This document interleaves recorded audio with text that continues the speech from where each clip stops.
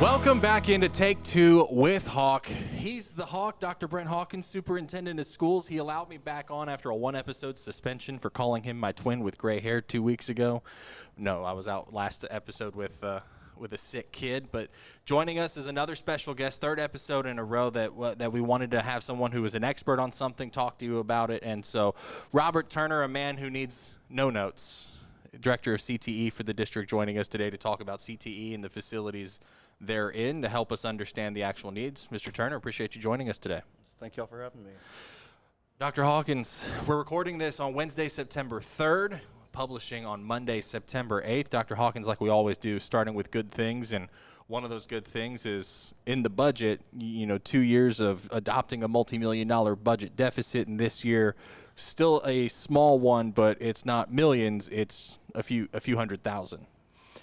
Yeah, I think that's a good thing. I, got online there a couple weeks ago and just started looking at districts of any type of size, and I stopped at 20 districts that were adopting deficit budgets, and that's really always bothered me to run a deficit budget. I think the taxpayers of the district expects you to balance a budget, and I know that's not really what happens in Washington, but the reality is that, we serve our community, and our community is who owns our schools. And so I would think that well over 90% of our community would expect us to balance our budget. And so when you look at just the financial strength of where that puts you,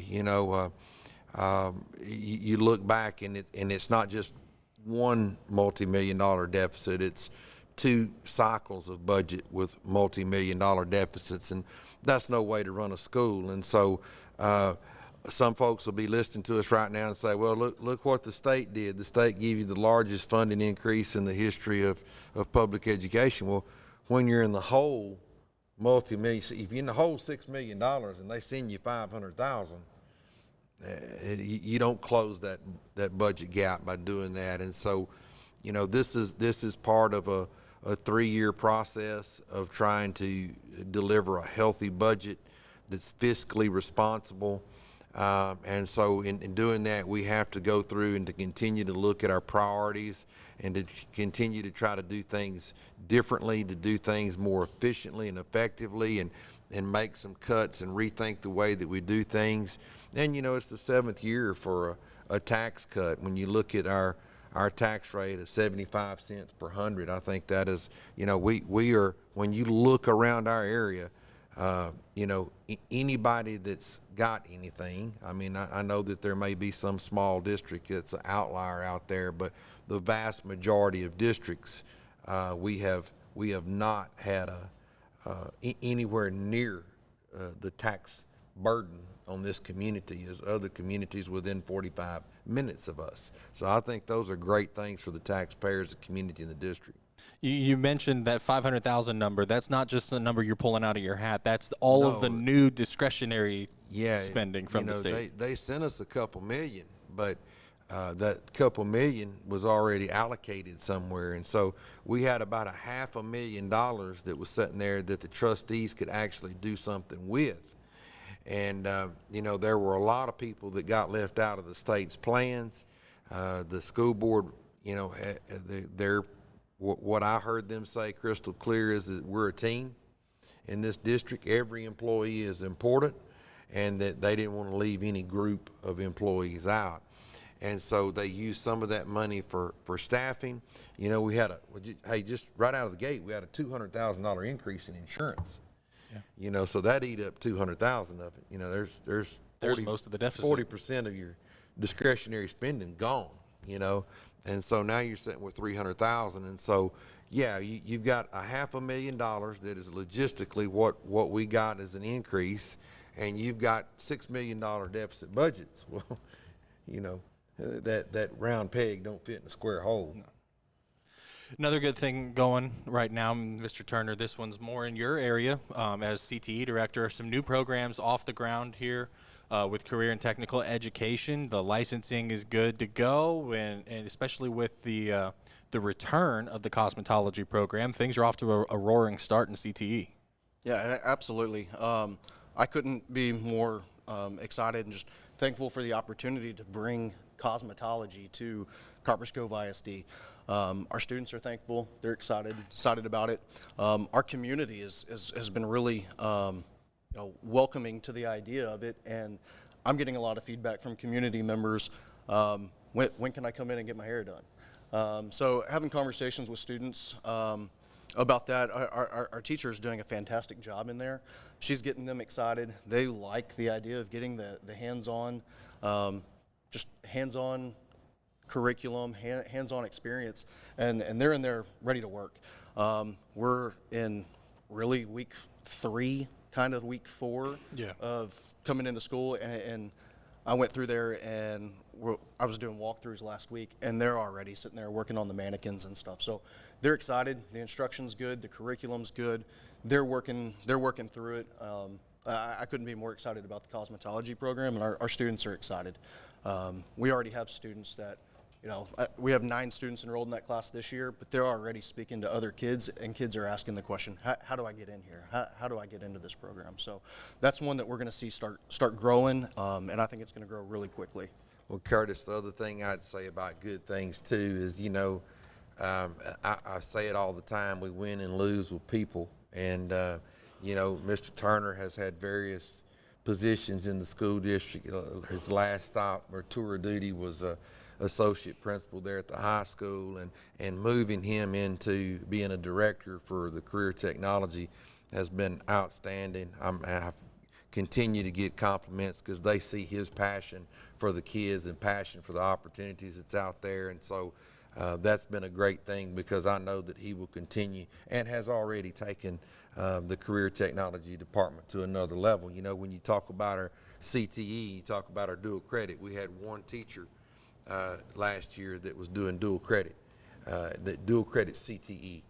And so this year he's got, I think, 16 now that's doing dual credit CTE. And so, what does that mean for kids? Well, you go from one teacher to 16 teachers that are bona fide college professors, and at the same time those kids are getting college credit and high school credit. They're getting certifications out of it too. So it's a win-win 3 ways.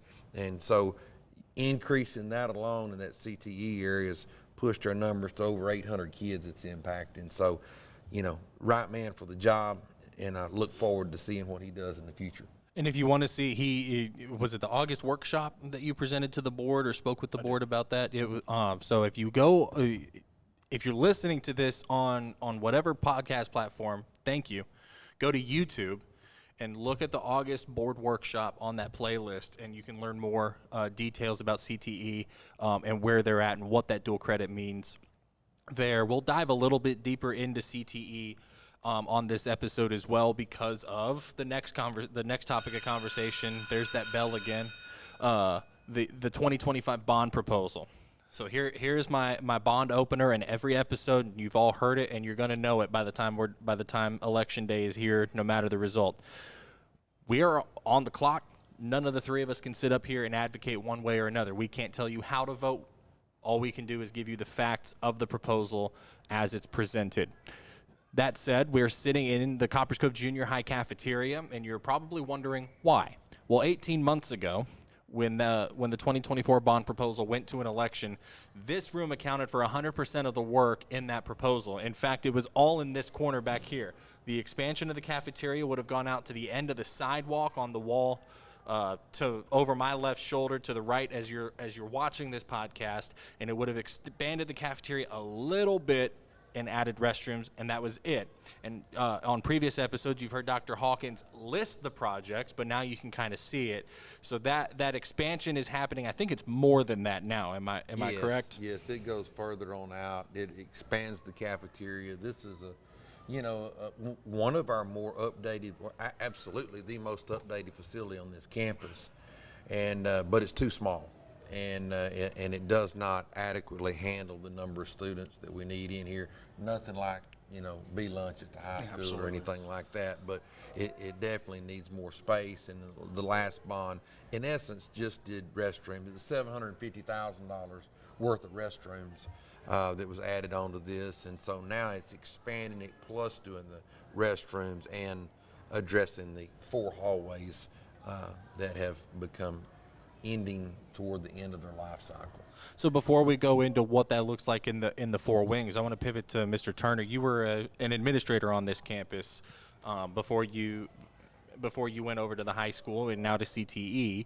When you were at the junior high, what were some of the experiences like with the facilities, especially in this room where you've got a campus with almost 1,000 kids, and how many kids fit in this cafeteria realistically?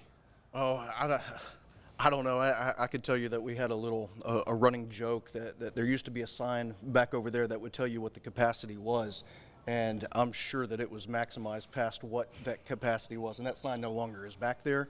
Maybe the sign was never there, that never really existed, but the rumor was that there was a sign back there, and then that sign disappeared because we were exceeded capacity. When I was here at the junior high, we had to split the lunches because there just wasn't enough. Yeah. There just wasn't enough seating, and we had a difficult time getting kids fed, so we had to do some strategic things in our schedule to get kids out on the blacktop and say, you're getting PE and almost like a junior high recess outside while we're feeding kids here, and then transitioning them into, now it's time for you to come eat, and you're going to go to PE/recess. So they're just, I don't know how they're fighting it right now. That was 6-7 years ago when I was here, and it was a challenge then, so I know it's got to be a challenge now. Well, one of those solutions is behind us, and I think it's in the shot, but the serving line that's not where the rest of the serving lines are, I mean, you have to get creative at that point to be able to get kids food. Correct. And while you're sitting there serving kids over there, you've also removed 3-4 areas of seating, so where do those students go now? Yeah. The restroom issue in this one, that was something that, we haven't seen that one come up so much in this go-round with the bond proposal, but in 2024, it was a lot of, why do you need restrooms in the cafeteria? Why is student monitoring an issue? Well, the nearest restrooms, I mean, there's not a hallway for a good 30, 40 feet out there. It's a long walk while you've got to monitor a cafeteria with 200 or 300 kids in it and a blacktop with 200 or 300 kids on it. And so how much that student monitoring issue, ensuring the safety of those kids, how much is that a struggle with where the closest restrooms truly are to this room? For sure. And I don't know what that hallway is now. Like I said, when I was here, that was the fine arts hallway. And that restroom is only big enough to provide a facility for those students in that hallway right there. I can't remember how many urinals or stalls in the men's restroom there is for that area, but it's only, again, its capacity could only fit what students you have in that hallway. And then you add the students that are on the blacktop, you add the students that are in lunch. How do you monitor that when students in the cafeteria need to use the restroom as well as the students in that hallway? Well, now you have students in that fine arts hallway, or what was the fine arts hallway at that time, going to the bathroom in the 200 hallway or the 300 hallway, and now those students seem as if they're roaming the hallways, and it's difficult to keep eyes on all of those kids, and it does become a monitoring nightmare, but it becomes a nightmare too because you're flat out over capacity with students that need to use that restroom. And Dr. Hawkins, you're a former junior high principal, not in Coppers Cove, but before you sat in the superintendent seat, junior high principal was where you sat, and being no matter what age level, being able to monitor students and ensure their safety is. Well, that's the when you talk about the mission of what we do in public education, the first thing we got to do is keep kids safe. Parents want to make sure their kids safe, and so, and then the second thing we do is accelerate learning. But and so in this instance, you really see that as junior high principal. If I'm the junior high principal on this campus and I'm running this campus, I've got to have supervision. So I've got to have somebody that's supervising kids. And when you have a situation created like this, I've got to make sure that we've appropriated the appropriate staff that I have on this campus to be able to do that. Well, guess what happens then? I'm pulling somebody away from probably small group or interventions or helping some kid to scaffold their learning so that they can get caught up with their learning gaps. And so I'm affecting financially, I'm affecting academically the outcomes of this school just because of the logistics of it. Obviously, there's more on the proposal this time, both in cost and work scope. At Cove Junior High, that was consistently the second highest rated campus. This one was when the facilities committee, the long range facilities committee, met beginning in the spring and into the summer, and it's why it's one of the 3 campuses addressed in the 2025 bond proposal this time. And you've outlined the differences there, being it renovates all 4 wings. What does that renovation look like to be able to modernize and meet the modern needs of a junior high student? Well, yeah, I just think that there's areas of this campus that looks like when the campus was built. As a high school, by the way. High school. And so, a lot of things have changed since then. And, just from the standpoint of career technology, I mean, and I can't say this enough, that 60% of our kids at the high school don't want a 4-year degree at this point in their life. They want skills, crafts, and trades that they can go out into the world and become highly employable. They want skills that build their resume. And so, in Cove, we like to say that, hey, our brand is a little more valuable than everybody else's. And so the kids aren't any different. They want to take this skill and go out there and immediately get to work and start making money when they walk across that stage at the high school to, become a productive citizen out there. And so I think that's, just understanding that we have that focus is kind of the foundation of what we're trying to transform to. Mr. Turner has 32 classrooms at the high school that are floating, and because there's not a classroom for that teacher, and so they have to put them somewhere. And so he's put some over at the elementary campus. We call it the Martin Walker Career Technology Magnet School over there, to where cosmetology and health science is over there. But back to your question, this campus is no different. Career technology doesn't start as a 14-year-old freshman anymore. These kids are starting their careers here on these junior high campuses. Right. And so there's got to be some thought put into, I think Hudson, the architect, Henderson, you watched last week's podcast, he called it reconstruction. Not construction, but reconstruction. Yeah. Because what we're trying to do is not necessarily replace the tile, replace the lights, which, the lighting is very dim. I mean, you're talking about 50-year-old fixtures in some of the areas of the school. And so the lighting is dim. And so that, I'm not saying that's not a need or that paint isn't a need, but, it, like Hudson said, it goes a little deeper than it. It's really reconstruction. Hudson's vision is to make the school look just like a brand new one, and you not be able to tell that it's 50 or 60 years old. When you brought it up, CTE now starts at the junior high level. What programs are we offering students at the junior high level? I know if you drive past here, you can see the big greenhouse, but it's not the only one.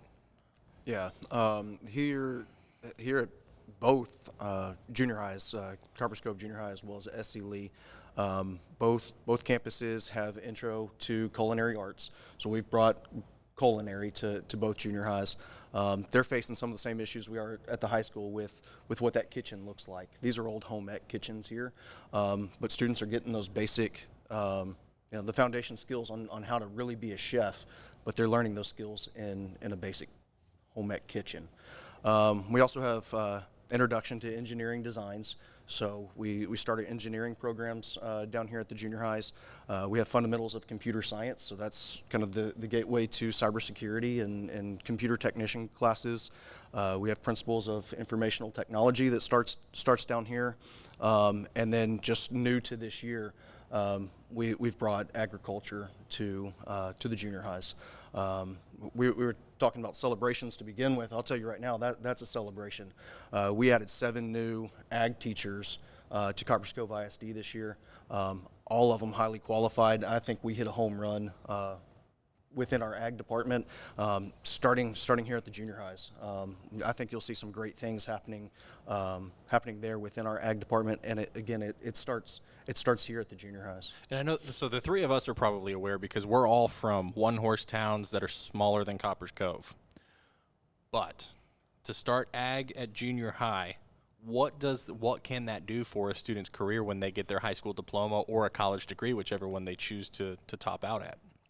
I think ag is the gateway class to everything that is going on. I mean, anything in CTE you can almost tie to the agriculture world somehow. So you get kids in those principles classes, you find out what they're interested in. Are they interested in welding? Are they interested in food science? Are they interested in education? I mean, it's everything that you do, entrepreneurship, it's all tied to the basic agricultural fundamentals. I think that's the gateway to CTE. Students find their niche, and then they can go into industrial welding if that's what they choose to do, or they can go into business, marketing, and finance, which again, here at the junior highs, we added agribusiness along with professional communications. It starts any pathway that a student wants. So I think that the ag world here at the junior highs is just huge, and again, I can't emphasize enough how that is the gateway to the career and technical world. And I think it also opens those public speaking skills and different things in any type of employment, and whether or not you're going to start building a resume for a college acceptance letter. I mean, regardless, I believe that your principles of ag classes, whether it be CTE related or going on to higher ed, it's the gateway to doing what we need to do in our society. Ag is something that you're incredibly passionate about. It's not just because your daughter teaches it, but it's something that's had an impact on your life. And how important is it to start that here? Well, I grew up in living ag. I mean, I grew up on the farm, and so if we didn't raise it, we didn't have it. And so, I just look at kids today, and I know that that's missing out there in society, and we have a lot of subdivisions. Not that there's anything wrong with that, but I just think it's important that kids today know where their food comes from and how their food gets to them. The HEB is not just their garden. I mean, there's local farmers and that sell to HEB, and it's important for kids to make that connection because they're going to be voters in society, and they're going to have to make sure that our food supply chains stay intact as a nation if we're going to continue to be strong. And the world of FFA that I grew up in, I was an officer and everything, and had a great run. And there's probably, I tell everybody that my ag teacher had more to do with who I am today than my coach did. And I made a living coaching, so I'm not throwing rocks at that at all. I'm just highlighting what Joe Belk did in my life and how much I admired that man. And he was a mentor to me and really helped me. He was like a father to me, and he taught my grandpa, who come out of World War II. He taught my dad, he taught my uncles. And so I was the last of the generations that he taught, and he's passed away now. But when you think of the FFA and what I did, it was Ag 1, 2, 3, and 4. And the thing about Ag is it's diversified, so that I can assure you that any kid at Copper's Cove ISD, there's a place for them in Ag. There's something that they can do. Now, it may be Ag Science Fair. It may be raising an animal. It may be a leadership development opportunity or a career development opportunity, but there's something in ag for everyone.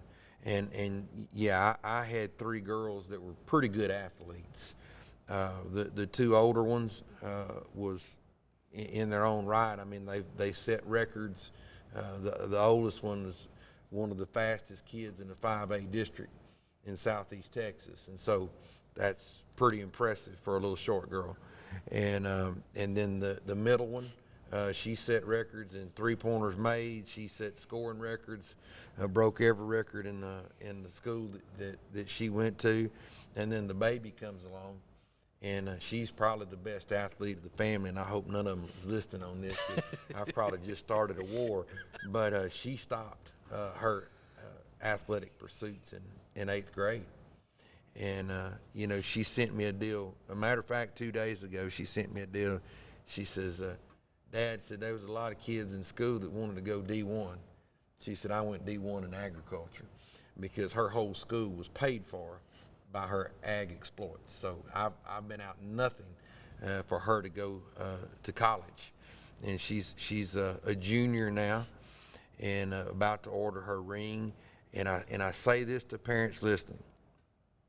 I love everything, and I want kids, my dream is their dream. I want them to do the best that we can possibly do for them to get them in a position that they can be successful in every sport, group, or activity. But no other group has the money that ag has. When you talk about scholarships, time in and time out, there is more scholarship money in FFA and agriculture than there is anything else. And so if a kid will apply themselves, they can line up and take lots of money moving forward. And so, this community was founded off agriculture. We had the cattle drives coming through. You had farmers set up. You had stage coaches and everything. And so this was a central Texas town. That agriculture was very important, and you drive not far, and it's still important. There's still ranches here, and so that's part of our roots and part of who we are that I don't think we ever need to move away from. But I think Mr. Turner would agree that back in January, FFA was on life supports.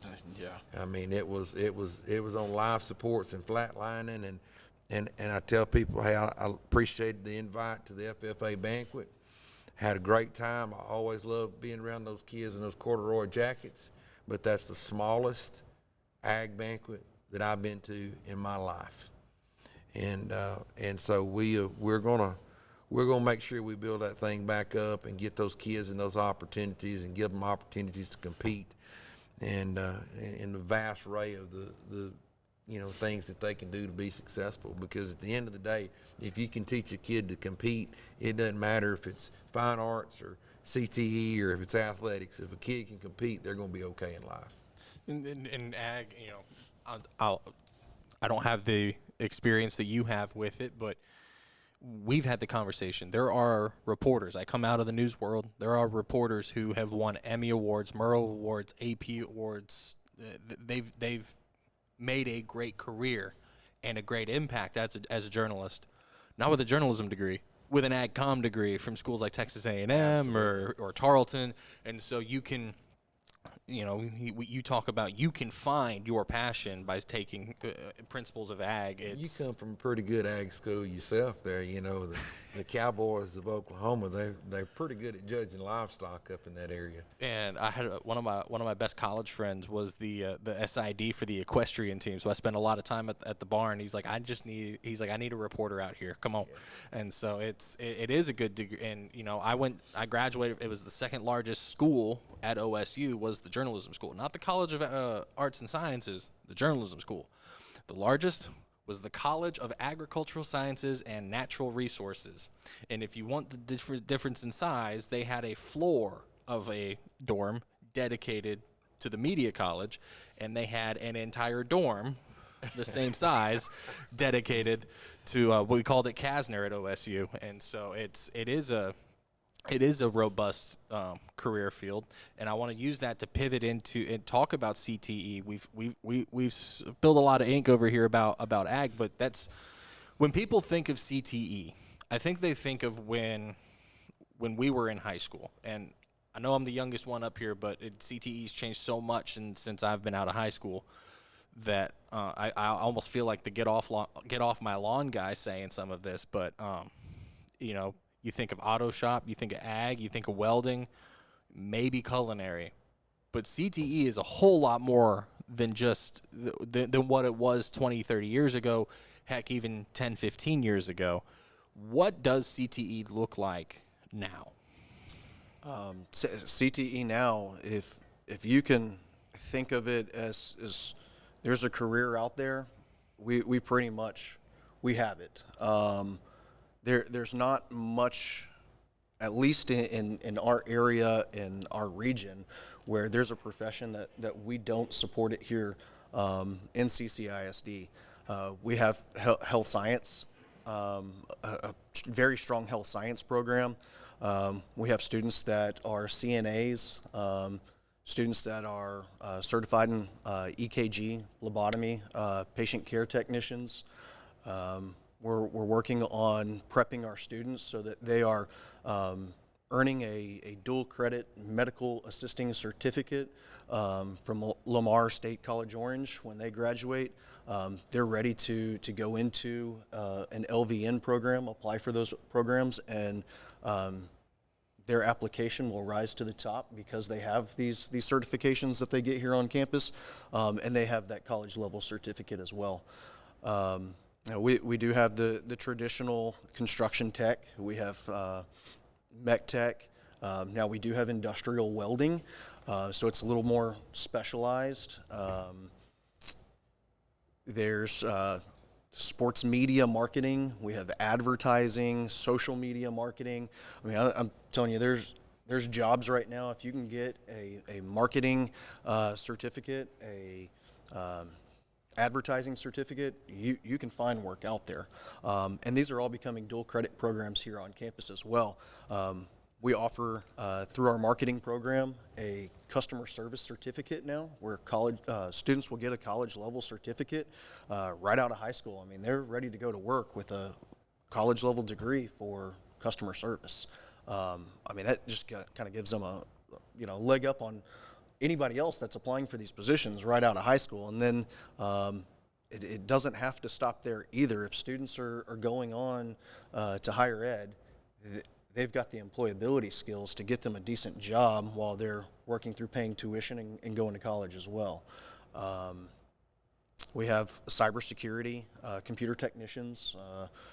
Those students are, in some of those computer science classes, in those technician classes, they're breaking apart and repairing staff computers, student computers. They work with our IT department in the summer. When they graduate, they're certified and they're ready to go to work. It's almost, if there's a career out there in an area of need, and a desire by our students to go into that position, we're going to try to develop it here and make that happen through CTE, which I think is a huge change from at least when I was in school, when it was you've got ag, you've got right. Construction trades, and really that's what you were limited to. Today there are great fields of study for these students to go into where they're certified and they're ready to work. And I'm one of the, you talk about finding your passion in CTE. I'm one of the walking examples of turning your CTE courses into a career.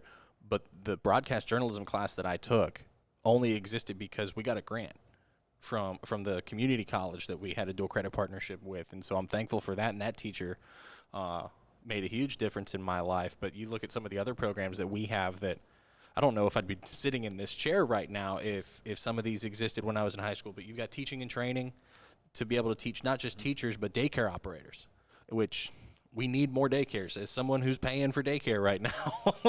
Correct. And just to kind of elaborate on that a little bit, before we had a program where it was, we're going to teach you to be a daycare worker or maybe a teacher. It's whatever you wanted. Where now we're much more specialized in that training that we're providing students. So we have an early learning program, which is just for your pre-K and under kids, and then we have an education and training program as well, where we're gearing up and getting them ready to become actual classroom teachers.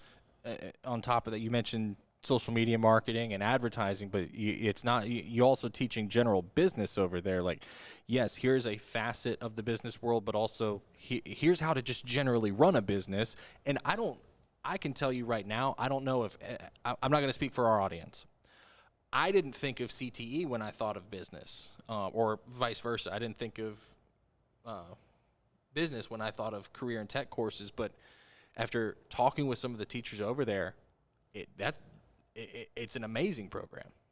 Yeah, absolutely. And it also goes deep into what we're offering too, all part of the business pathway. I spoke on the social media marketing aspect and the advertising aspect of it. But we also have entrepreneurship. Entrepreneurship is a huge program for us. And we've also specialized some of their core content classes too. Students, you have to earn your math credits. Well, we've gone back and rather than just taking your traditional math classes, we've implemented statistics. We've implemented statistics and business making decisions classes where they're math classes, and we're doing the same thing with sciences as well. Those core classes are actually CTE classes, but they're tied into their programs of study. We've got criminal justice and health science where and exercise science as well. It's another program that we have that kind of piggybacks off the health science track. But those students get their science credits from anatomy and physiology. Those students that are all in criminal justice, they get a forensic science class. That's their science classes. Animal science, we also have an advanced animal science class. Same thing with our plant science class, plant science classes. We have advanced plant science. All of those are core classes that they're taking that are now catered specifically to their programs of study. So they're no longer just sitting in a math class because they have to have math. It's actually applicable to what their field of study is and what they need. You want to be an engineer? Here's engineering math so you can lay a foundation. So obviously, you don't call for a bond election without feeling some struggles. And CTE at the high school is one of the areas we've talked about. The committee talked about it extensively, and you see it every day. With all these robust programs that are making an impact every day, what are some of the struggles that teachers and students are dealing with, aside from the well-documented at this point culinary lab that has no ventilation and no natural gas because of that? Culinary is one of them, but the issues go way beyond just culinary. One of the first ones that come to mind to me is our engineering classroom. You walk into the engineering classroom, which is also a robotics classroom.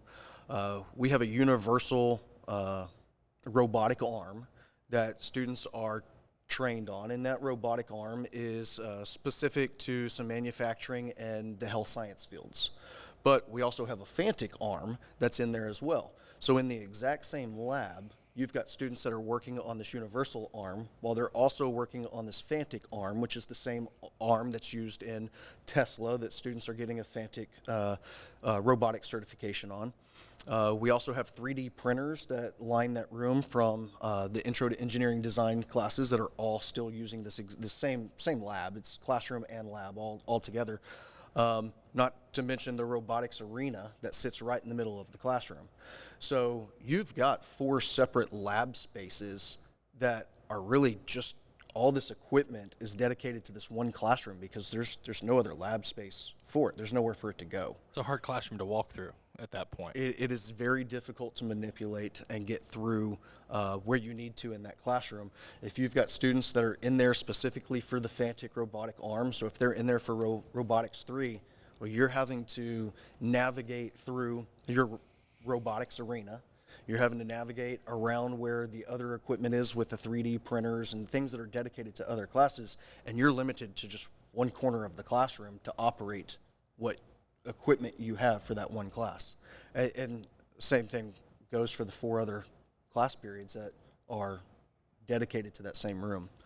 One of our marketing classes is out in the old wood shop. I think that y'all did a podcast there last week. They made it look a lot better. I was going to say, it looked really, really good. I was like, dang, I'm offended because Matt made that room. If he made that room look that good, he can make me look a lot better than what he does, At first, when Kurtis told me that's where y'all were doing it, and then I turned on that video, I was like, "There's no way."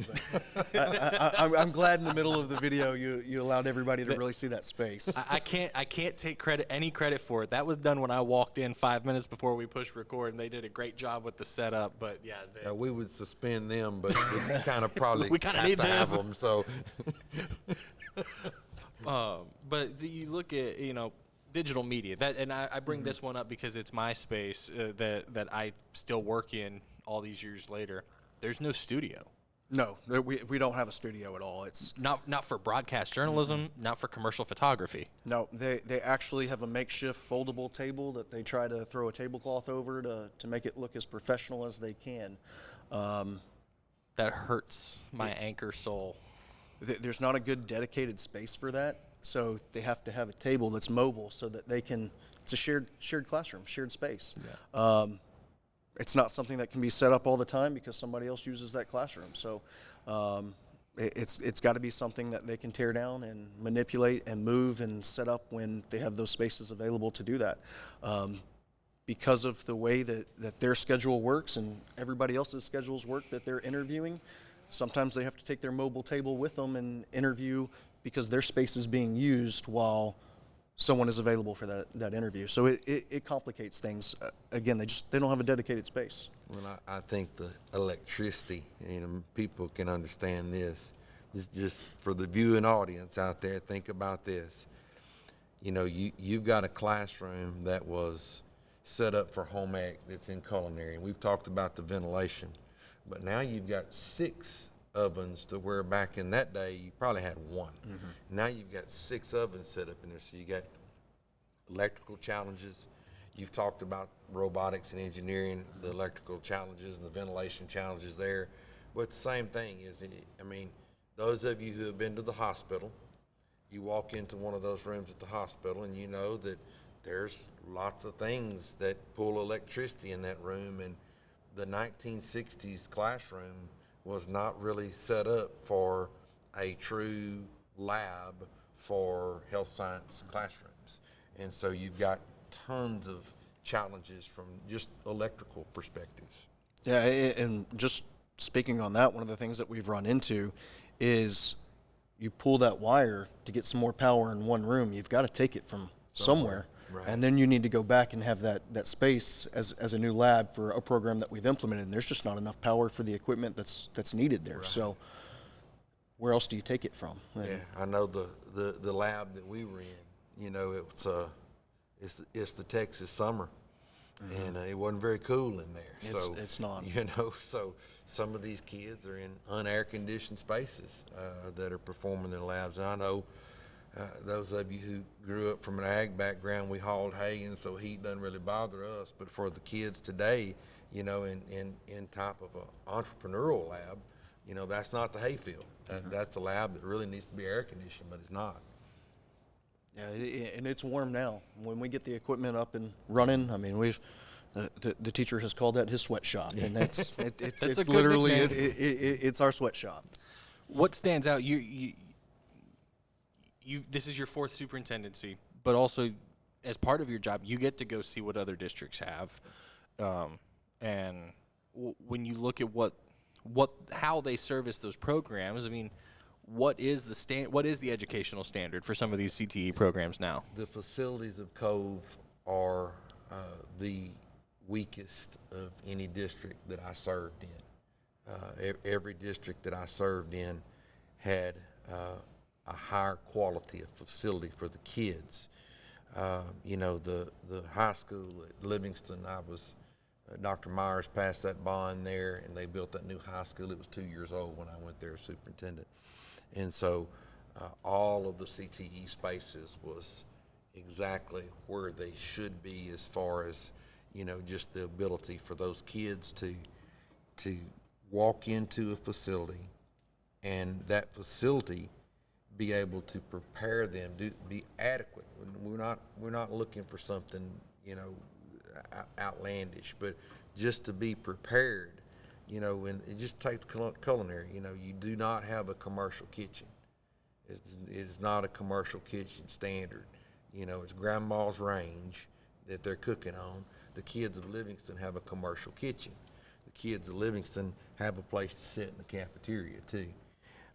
But all of the CTE spaces there has been, in the late 2012, I think was when that campus open. But not only that, Kurtis, I was deputy director for Region 6 Education Service Center, so I went through 57 school districts, and I know what what the standard is in those school districts. And then since I've been in Central Texas, I mean, I've been to Academy. Academy just built them a new facility over there. And I mean, I've got videos of it. I was amazed at what those kids, the tools that they have. You know, if you want to build a good house, it starts with the right tools. You got to have a good hammer. And those kids at Academy's got a hammer so that they can be a leg up on kids that are around them.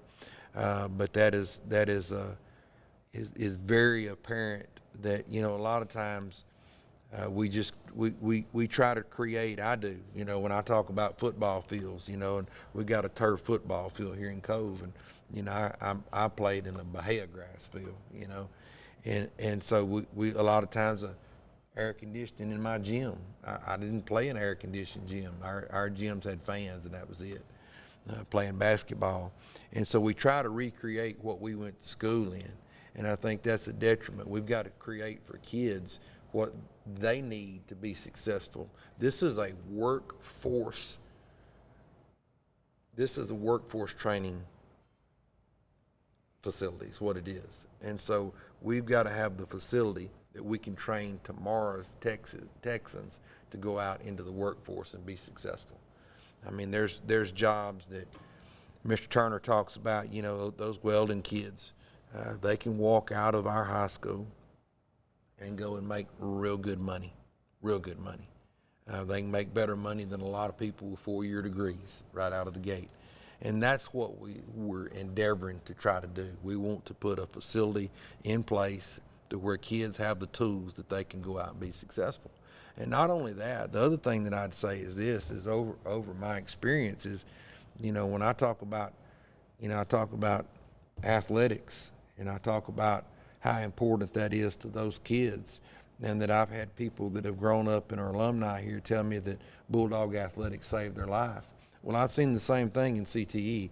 I've seen kids that, you know, come into just take cosmetology, since that's one of our newest programs. The cosmetology kids, I met a young lady named Caitlin. She was living in a trailer house with her mom and her sister, and she was having to work. And what I mean is, she wasn't working for her spending money. She was working to help her mama pay the bills. And so that kid was working at Whataburger, and she was working the late shift. And so she was late to school a lot. So I met her in DAP. She had excessive tardies. So I got to talking to her and got her worked out of DAP. She was worried because she was a cosmetology kid, and the program had just started and everything. But to walk that kid across the stage and give her diploma, and know that she is a certified cosmetologist in the state of Texas, and she can go out and she don't have to take the $10 job at a Whataburger. She can go get her a job now and make money that she can really help her family or start her own family, whatever the case may be. But that helped that kid. And then a young man named Lloyd. Lloyd was the first barber that come along. And Lloyd was a very challenging young man. I'm talking about as challenging as they come. And he got into that barber program, and there were no referrals after that. That young man cleaned his life up. He got away from the bad things that he was doing, the bad choices that he was making, and started making good choices and become a certified barber. And so those kids, we've got kids that are using these skills in order to change their lives. And I think that's the important part. There's some kids, I get it, that's going to succeed regardless. But really and truly, CTE can change these kids' lives. And I think that's an important part that we don't ever need to forget. He mentioned some of the impact, and you're the one that's got to figure out the logistics on it. But when you start a program, or when you restart a program, I know my mom took cosmetology when she went to Coppers Cove when this was the high school. But it disappeared, and now it's back. But how difficult is it to build a program and to get kids involved when their classroom requires a bus ride across town? Yeah, so that has definitely been a challenge. But again, it's what the students want. Mm-hmm. It's what the students need. So we're going to do whatever it takes to build that and make that happen, which is what we did. Same thing with our health science students. We developed a schedule. It's not a traditional schedule, which caused some issues to begin with early in the year, just because it's different. It's not the same thing that we've always done. We get kids on a bus after the 8:05 bell rings. They actually don't start class until they get to the CTE Martin Walker Magnet Annex campus, and they start a little bit later, just because of that bus ride. We give them a 4-period class. Some students have some dual credit classes, 4th period. Some of them have a unique student aid period. Something that we've had to be just kind of strategic with, to make sure that they have that time built in their schedule for the ride back from Martin Walker to the high school.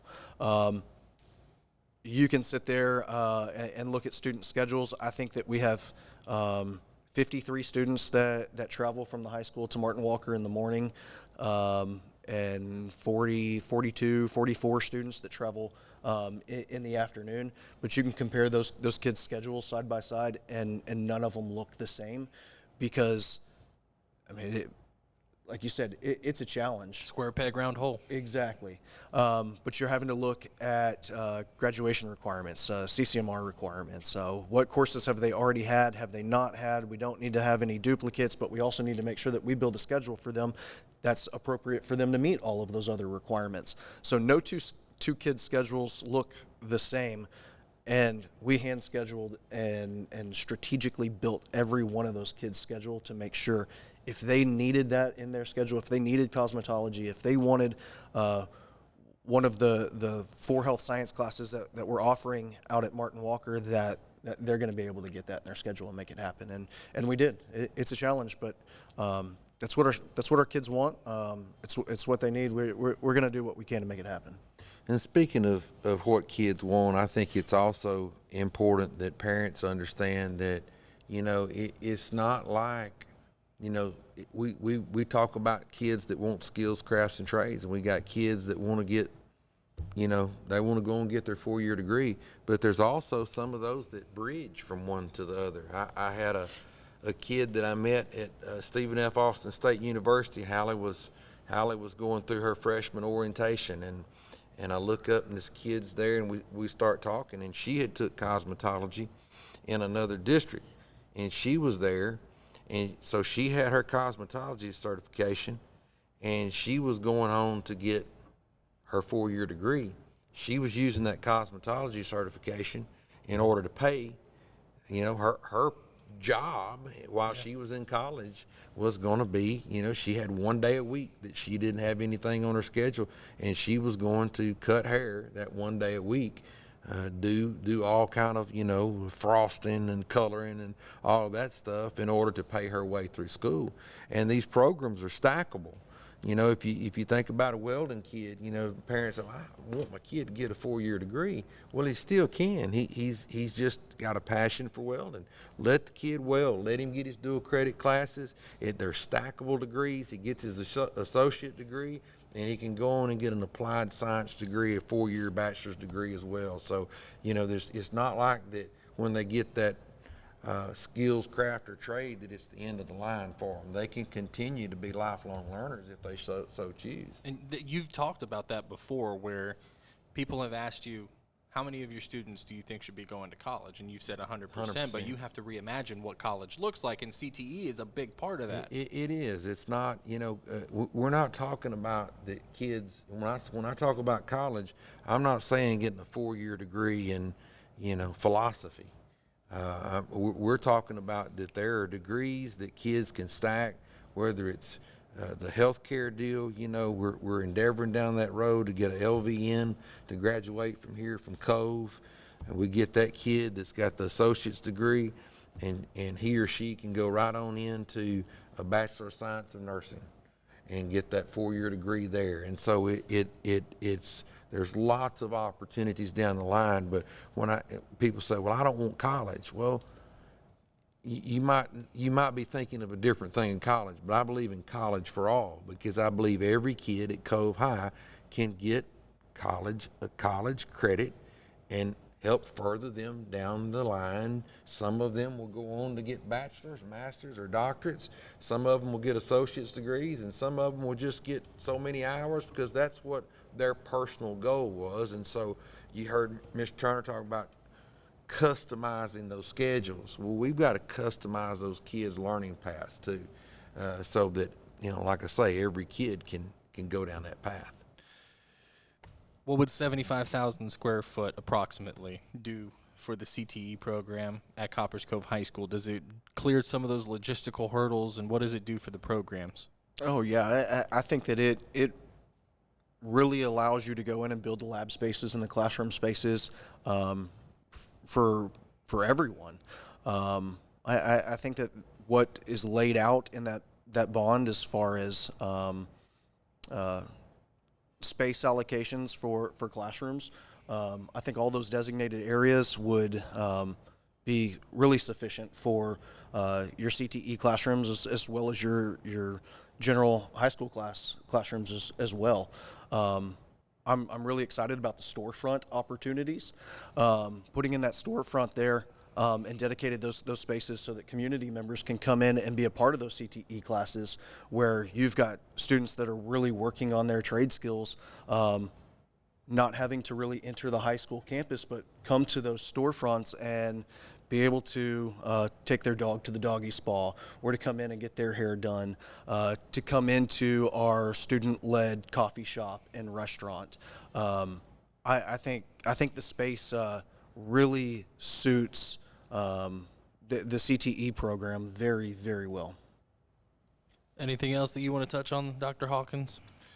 No, I think that's is just this plan that was developed by the Long Range Planning Committee, which was made up of about 80 community members that prioritized the things that they wanted to see in this program.